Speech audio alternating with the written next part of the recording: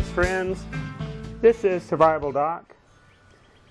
As you know, I believe that we should have growing some of our own food in a home garden as part of our survival plan so that we won't be dependent on commercially grown food and grocery stores. Well, this is my tiller. It's a very nice tiller. It has a 5 horsepower Briggs & Stratton engine. The wheels are powered. It has a reverse. It is a very heavy duty tiller, and I can break up a large patch of new ground with this tiller in very short order. And I was fortunate to find this tiller at an estate sale for I ended up bargaining with them and ended up getting it for about $125, whereas this is actually about $900, possibly more, tiller. And it's a few years old, but it still works great. Well, my tiller is great as long as I have gasoline. And as a survivalist, I'm always looking at ways of doing things, say if we run out of our usual energy sources, such as gasoline.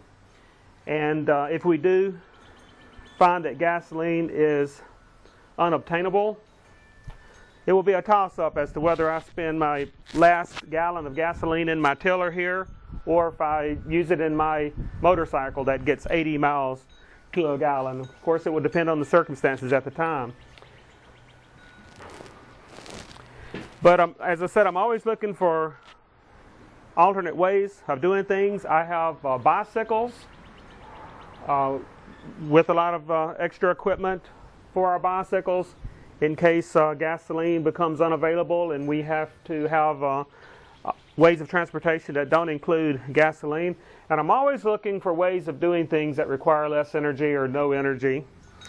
So when I go to estate sales, I'm always looking for things like this.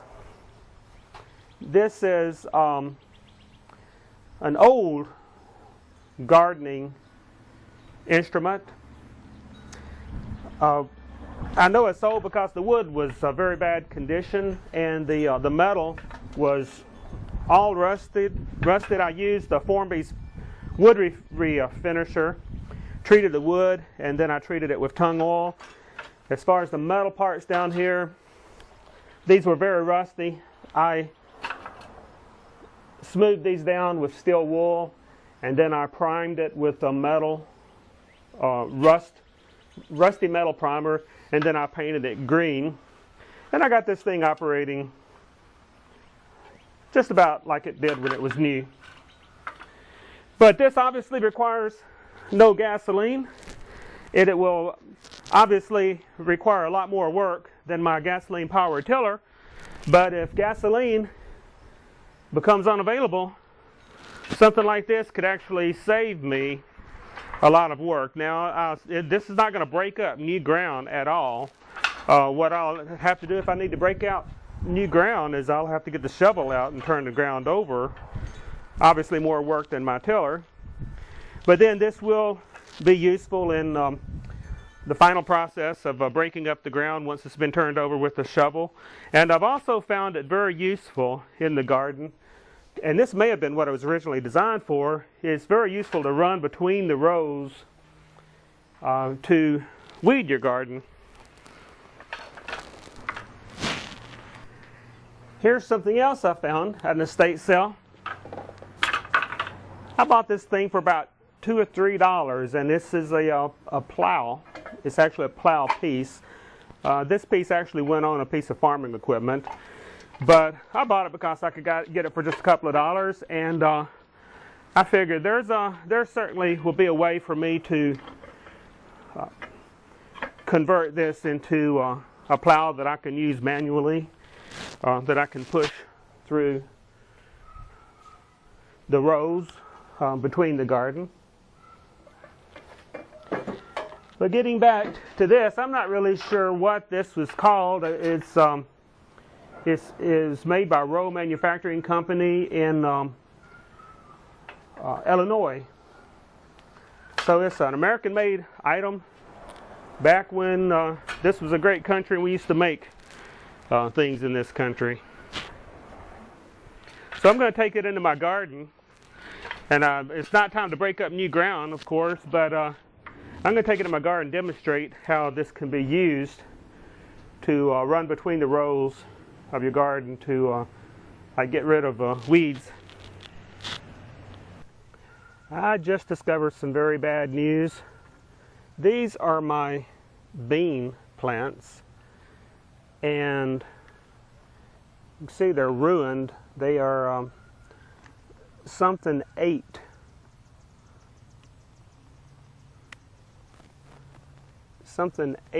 my bean plants. I know what it is because I've had this problem before, and these bean plants are ruined. These are not going to grow. I just planted these recently, and they are ruined. And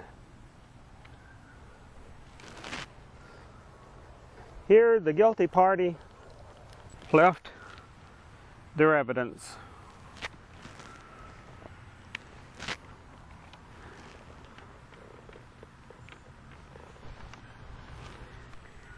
This is deer droppings left right here beside my bean plants.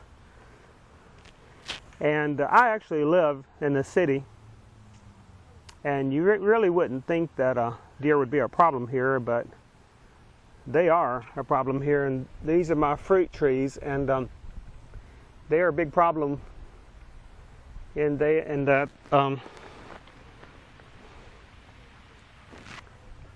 eat all of my peaches. And living in the city, or actually live in a suburb near a city. Living in a city, I can't shoot the deer legally, which would be nice because I could harvest them and provide meat. But I do have a crossbow, and if we get into a survival situation where we need the meat and we need the fruit from our trees that the deer are eating, then if it comes down to between us and the deer are going to end up in the pot. And what the crossbow will allow me to do, of course, is to harvest the deer without the usual noise of a rifle, so that it will not alarm my neighbors too much. As you can see, my garden has suffered some neglect because I've been involved in some projects lately that have required my time and hasn't allowed me to spend as much time in my garden as I wanted to.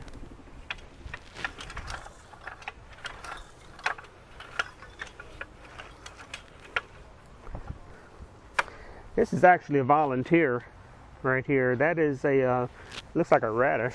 I'm gonna leave that.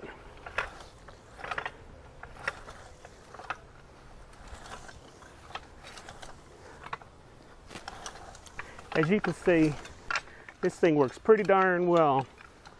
People knew what they were doing when they made things like this back in those days. And because it was in such an ugly condition, I bought this for $3 at an estate sale. This is Survival Doc, reminding you, be prepared, or be prepared to be fleeced.